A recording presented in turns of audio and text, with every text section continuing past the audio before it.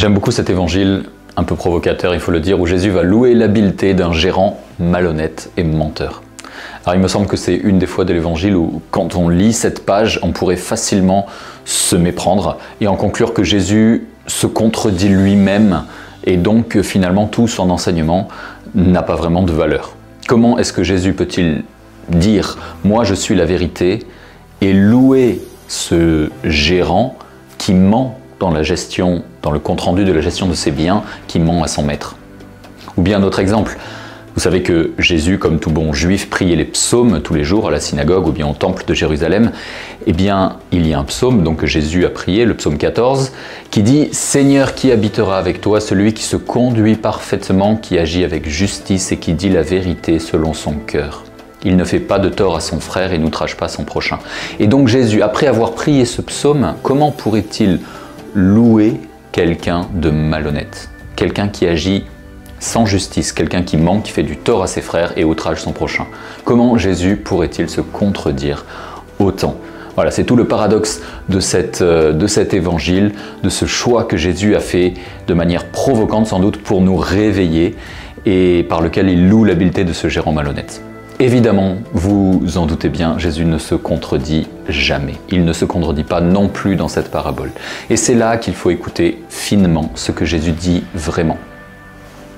Oui, Jésus chante les louanges de ce gérant malhonnête, mais non pas à cause de sa malhonnêteté, mais à cause de son habileté. Et là, nous apprenons deux choses que je voudrais partager avec vous aujourd'hui. La première, c'est que Jésus ne va pas réduire ce gérant malhonnête à son péché. Personne ne peut être réduit à ce qu'il fait. Nous ne pouvons pas être réduits à ce que nous faisons. Il faut dissocier la personne, le gérant, de ses actes, sa malhonnêteté, son mensonge. Cet homme était malhonnête, c'est un fait, mais Jésus regarde la personne dans son ensemble et pas seulement son péché, pas seulement sa malhonnêteté. Et ça, c'est rassurant pour nous. Parce que nous non plus, nous ne sommes pas parfaits. Nous aussi, parfois, nous sommes malhonnêtes. Mais Jésus ne nous réduit jamais à nos défauts. Jésus ne nous réduit jamais à nos péchés. Il regarde notre personne, créée à l'image de Dieu, et qui donc a une dignité inviolable. Et le plus grand des pécheurs garde cette dignité que le pape François appelait de dignité ontologique. Certes, le péché ne sera jamais un bien, et par son comportement, eh bien, le péché nous éloigne de Dieu, de notre bonheur, mais pour autant, jamais il ne faut réduire une personne à ses actes. Ça, c'est un principe de foi catholique. Jésus ne le fait pas, à nous de ne pas le faire non plus. Et c'est pas forcément évident. Prends un exemple, vraiment une discussion de comptoir, quoi. Ah, vous vous rendez compte, il a extorqué des millions d'euros, ça c'est un truand. Et hop, le raccourci est fait. Il a extorqué des millions d'euros, ok. Très bien, enfin très bien. En tout cas, on peut le dire, c'est un fait. On peut même dire que c'est un péché grave. Mais dès qu'on passe à « donc c'est un truand », ça c'est un jugement personnel, jugement sur la personne. Et ça, Jésus nous interdit de le faire. Ne jugez pas et vous ne serez pas jugés, dit Jésus. Vous voyez comme c'est pas facile, hein. On voit comment on bascule très vite du fait au jugement personnel, sur la personne. Et on unifie la personne et les actes. Certes, nos actes nous engendrent, mais nos actes ne disent pas tout de ce que nous sommes. Donc Jésus loue l'habileté de ce gérant malhonnête, l'habileté. Maintenant, la deuxième chose que cela nous apprend. Donc la première, vous l'avez compris, c'est ne pas réduire la personne à ses actes. La deuxième, l'habileté est une vertu. Et Jésus nous dit: les fils de ce monde sont plus habiles que les fils de la lumière. Donc c'est une vertu que Jésus nous invite à travailler, nous, les chrétiens, qui participons à la messe, qui allons à l'église tous les dimanches, question de vivre comme disciples du Christ. Qu'est-ce que c'est qu'être habile? Eh bien, être habile, c'est faire du profit. C'est dépenser peu pour gagner beaucoup. Alors évidemment, vous comprenez que les fils de ce monde sont habiles dans ce monde de profit.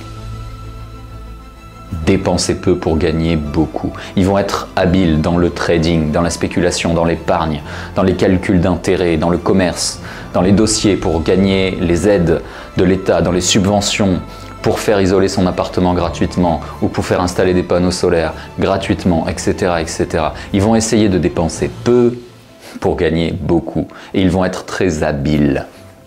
Et c'est bien, dit Jésus, c'est une vertu. Mais dans l'évangile, Jésus nous explique comment nous, les chrétiens, nous sommes invités à être habiles, c'est-à-dire à utiliser cette vertu qu'est l'habileté.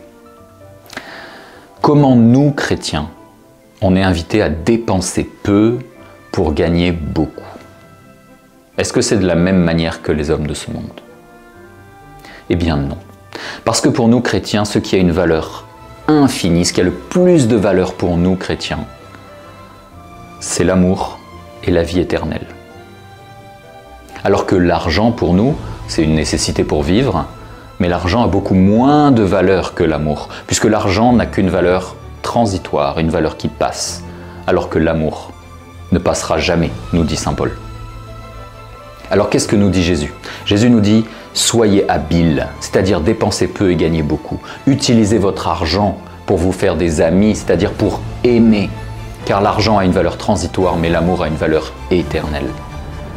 Évidemment, Jésus le dit mieux que moi, alors je vous cite ce que dit Jésus dans l'évangile d'aujourd'hui. « Faites-vous des amis avec l'argent malhonnête, dit Jésus, afin que le jour où il ne sera plus là, ces amis vous accueillent dans les demeures éternelles. » Fin de la citation de Jésus. Donc utilisez ce qui est transitoire pour obtenir des biens éternels. Voilà l'habileté chrétienne. Dépensez peu pour gagner beaucoup. Utilisez ce qui est transitoire pour obtenir des biens qui ne finissent jamais. Voilà l'habileté que Jésus a louée chez ce gérant malhonnête.